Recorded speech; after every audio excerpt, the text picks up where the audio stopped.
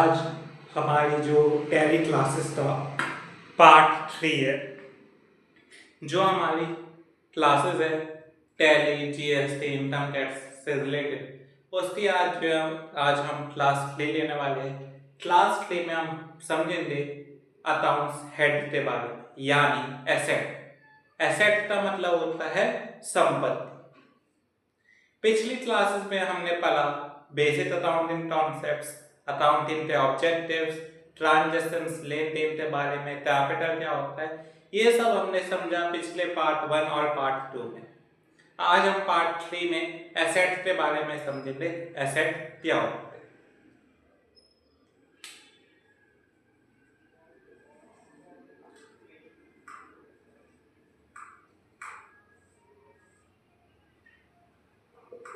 Assets का मतलब होता है वो चीज जो आपको आपके बिजनेस में लाभ दे, आपको फायदा दे आने वाले समय में। जैसे आपका मोबाइल, चेयर, लैपटॉप, कंप्यूटर, ये सब क्या हो जाते हैं आपके एसेट।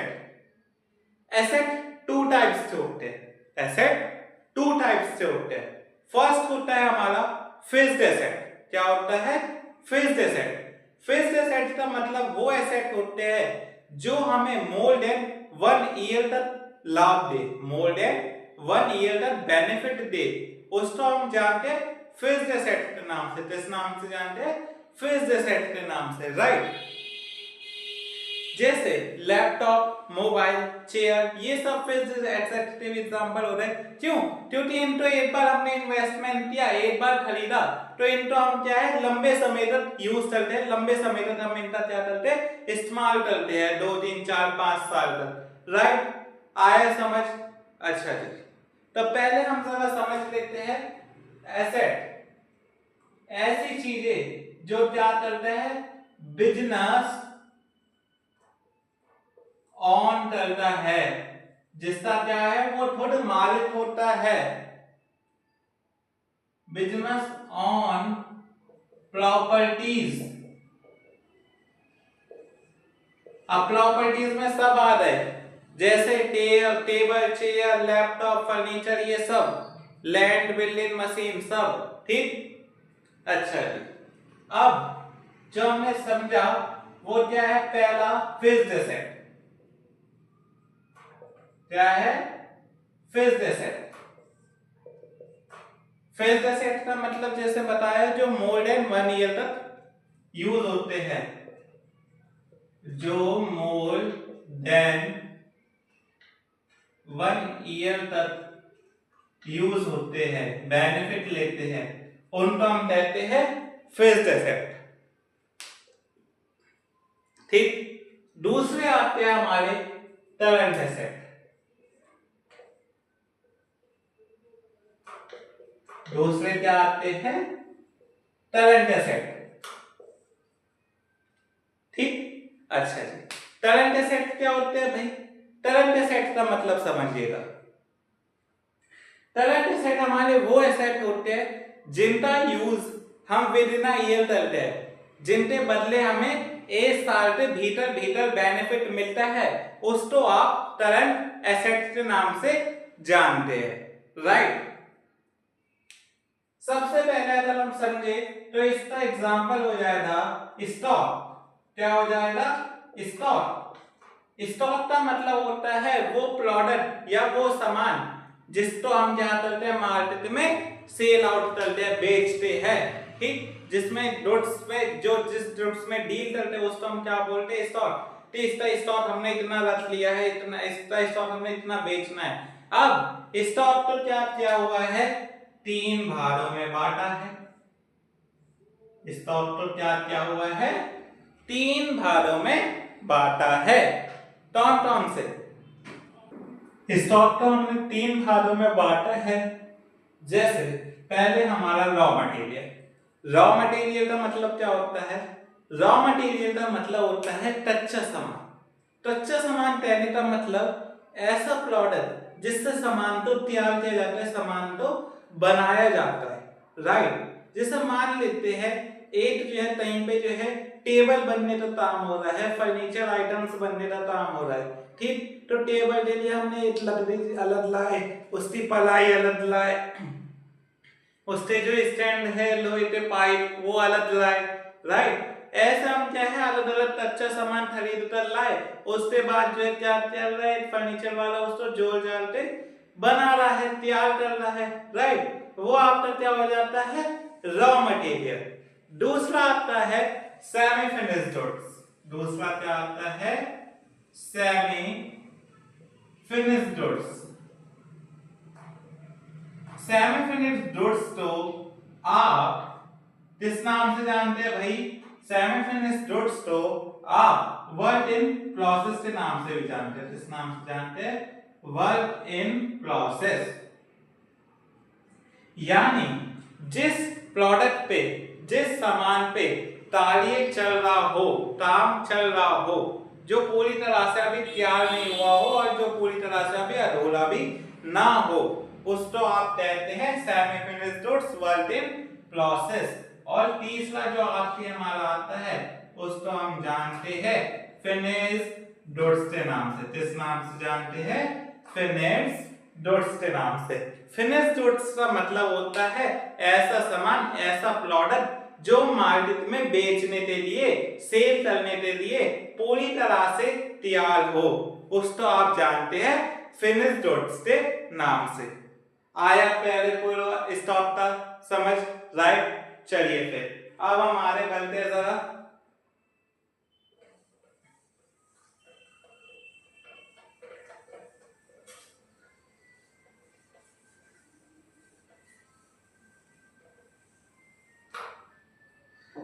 अभी हम करंट असेट्स के बहुत सारे एग्जांपल समझेंगे जिससे आपको पूरा समझ में आ जाएगा कि करंट एसेट हमारे कैसे कैसे हो सकते हैं। पहला स्टॉक। भाई स्टॉक आप क्या करते हैं कि ऐसा तो है नहीं कि जो है 2-4 साल धरे रखेंगे बेच नहीं, नया आएगा पुराना बेचते रहेंगे, नया आता रहेगा पुराना बेचते रहेंगे, इसलिए इसको हमने करंट एसेट के अंदर काउंट किया, राइट। अच्छा अब दूसरा क्या आ गया हमारा डेटर्स। क्या आ गया भाई, डेटर्स।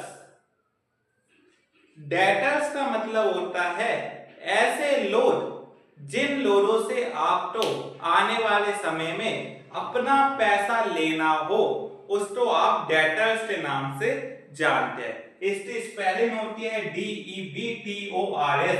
बी क्या रहता है, साइलेंट रहता है।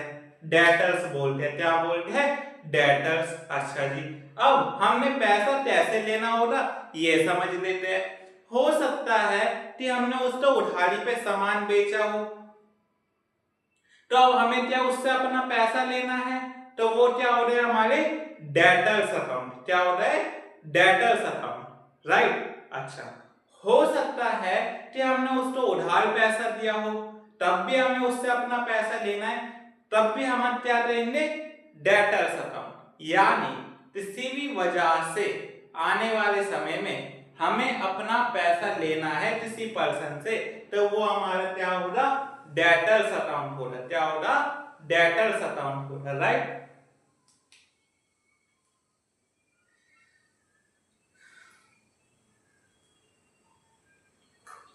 फिर नेक्स्ट हमारा आ जाता है डेटर्स के बाद एक्रूड इनकम। क्या आ जाता है, एक्रूड इनकम। एक्रूड इनकम का मतलब होता है ऐसे इनकम जिसके बदले की आपने सर्विस प्रोवाइड की या फिर सेल किया प्रोडक्ट, बट अभी तक आपने उसका पैसा नहीं लिया। आपने तो इस सर्विस दी, मान लेते हैं मैंने आपको पढ़ाया, बट अभी तक मेरे तो फीस नहीं मिली पढ़ाने की, वो मेरी क्या हो जाएगी, एक्रूड इनकम। जिस इनकम तब मैं काम तो कर चुका हूं, कार्य तो कर चुका हूं, बट वो पैसा अभी तक मेरे को नहीं मिला हुआ है, उसको मैंने जाना इस नाम से एक्रूड इनकम के नाम से। जो income after some time receive होती है, मतलब जो आप अर्न कर चुके हो वो बट अभी तक मिली नहीं है, आफ्टर सम टाइम, कुछ समय के बाद वो इनकम आपको मिलने वाली होती है या मिल रही होती है, उसको आप जानते हैं एक्रूड इनकम के नाम से। आया समझ भाई? अब हम जानेंगे प्रीपेड एक्सपेंसेस। क्या जानेंगे भाई? Prepaid expenses. प्रीपेड एक्सपेंसेस क्या होते हैं हमारे? प्रीपेड एक्सपेंसेस का मतलब आप बड़े ध्यान से समझिएगा, डेली यूज करते हैं आप अपने जो है लाइफ में। मान लेते हैं आपने क्या किया, स्कूल में फीस दे दी, एक साथ 3 महीने थी, 6 महीने थी, वो आपका क्या हो गया? Prepaid expense. मोबाइल में रिचार्ज करवाया 84 डेज का, 3 महीने का, वो आपका क्या हो गया? Prepaid expense. कहीं पे ओटीटी प्लेटफॉर्म्स पे आपने कुछ सब्सक्रिप्शंस लिए, वो क्या हो गया? वाईफाई ब्रॉडबैंड का आपने रिचार्ज करवाया 3 महीने तक, 6 महीने तक, वो सब क्या हो जाते हैं हमारे? Prepaid expense. ऐसे खर्चे जो हमने कर तो दिए हैं, जो हमने पे तो कर दिए हैं, बट उनका इस्तेमाल, उनका यूज हम आने वाले कुछ महीनों में ले रहे होते हैं। 1 महीना, 2 महीना, 3 महीने, आने वाले 2, 3, 4 महीनों में हम उनका इस्तेमाल कर रहे हैं, उनका यूज कर रहे हैं, उनको हमने जाना किस नाम से? प्रीपेड एक्सपेंस के नाम से। किस नाम से जाना? प्रीपेड एक्सपेंस के नाम से।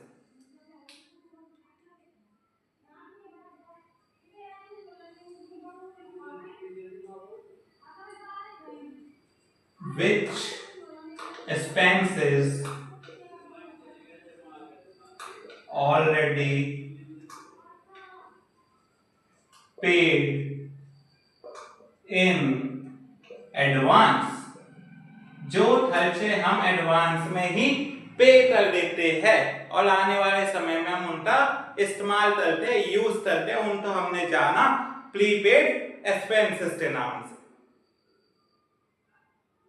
कुछ और एग्जांपल्स की तरफ चलेंगे। फिर आपका आता है भाई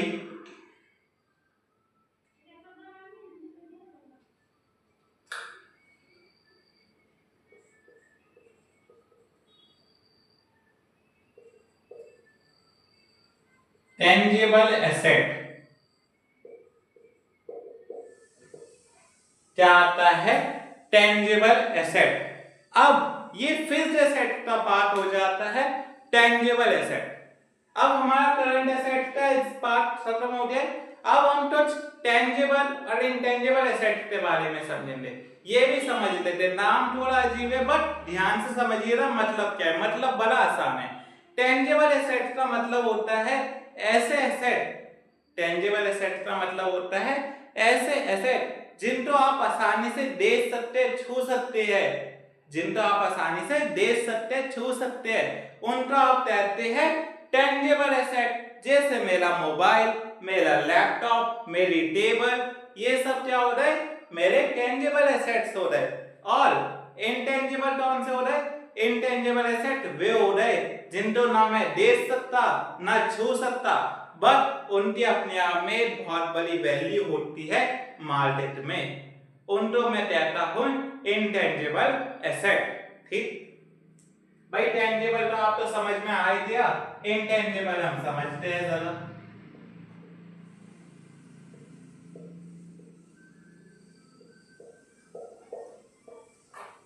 ठीक, इनटेंजिबल एसेट ऐसे एसेट जिनको क्या है ना दिखाई देते, ना बट जो है छू सकते, बट उनकी अपने आप में एक वैल्यू बनती है। जैसे मेरी गुडविल, क्या? गुडविल। गुडविल का मतलब बता, जैसे मैं अकाउंटिंग सर्विस प्रोवाइड करता हूं और अकाउंट्स क्लासेस प्रोवाइड करता हूं। जैसे मेरा जो है इंस्टीट्यूट जो है या मेरा ऑफिस जो है वो है बंजारा वाला जैन अकाउंट्स क्लासेस के नाम से। अब यहाँ पे क्या है, मैं पिछले कुछ सालों से पढ़ाता आ रहा हूँ। ठीक, मेरी क्या है, एक मार्केट में वैल्यू है। क्यों? क्योंकि मान लेते हैं मेरे पास स्टार्टिंग में 4 बच्चे आए, 4 बच्चों को मैंने पढ़ाया, उनको अच्छा लगा, उन्होंने और अपने 4 दोस्तों को और बताया, फिर मेरे पास और 8 बच्चे आए, फिर वे आए तो फिर जो मैंने उनको पढ़ाया, उन्होंने अपने दोस्तों को बताया। क्यों? क्योंकि मैं अच्छा पढ़ाता हूं, उनको अच्छा लगा मेरे से पढ़कर, इसलिए उन्होंने अपने दोस्तों को बताया। तो वो मेरी मार्केट में क्या बन रही है? गुडविल बन रही। क्या बन रही बच्चे? गुडविल बन रही। और गुडविल को मैंने किस नाम से जाना? इंटेंजिबल एसेट के नाम। तो गुडविल को मैंने इंटेंजिबल एसेट के नाम से जाना। राइट? गुडविल का मतलब समझ में आया? जो आपकी बिजनेस की क्या है, सर्विस प्रोवाइड करने से एक मार्केट में वैल्यू बन रही है, उसको आप गुडविल कहते हैं। राइट? ऐसे ही हम और कुछ समझते हैं, जैसे हमारा पेटेंट और हमारा ट्रेडमार्क। हमारा पेटेंट और हमारा ट्रेडमार्क, ठीक।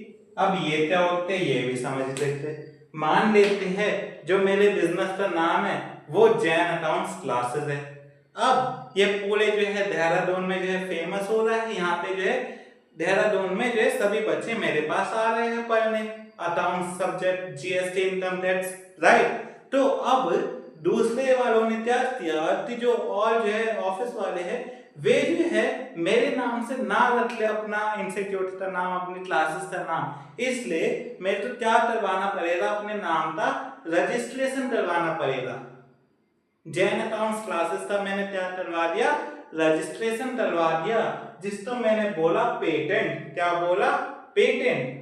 अब ये नाम कोई और यूज नहीं कर सकता मेरी परमिशन के बिना। अगर मेरी परमिशन के बिना किसी ने ये नाम यूज किया तो मैं उसके ऊपर लीगल केस कर सकता हूं। ये हो गया मेरा पेटेंट। ऐसे ही हमारे ट्रेडमार्क होते हैं। ट्रेडमार्क क्या होते हैं? देखिए, एक बिजनेस के नाम के साथ साथ एक बिजनेस का क्या होता है? लोगो भी होता है, यानी जिसको हम चिन्ह बोलते हैं, जो हमारा साइन होता है, चिन्ह, उसका भी हमें रजिस्ट्रेशन करवाना पड़ता है, जिससे वो कोई और यूज ना कर पाए। इसलिए उसको हम क्या बोलते हैं? ट्रेडमार्क। तो यानी हमने नाम तो बोला पेटेंट और हमने अपने चिन्ह तो बोला, साइन तो बोला ट्रेडमार्क। राइट? ठीक। तो ये सभी हमारा क्या था? पूरे एसेट का पार्ट था। राइट? इसके अलावा भी कोई आपको डाउट हो तो आप मुझसे पूछ सकते हैं। मेरा व्हाट्सएप नंबर है 8505952513। राइट?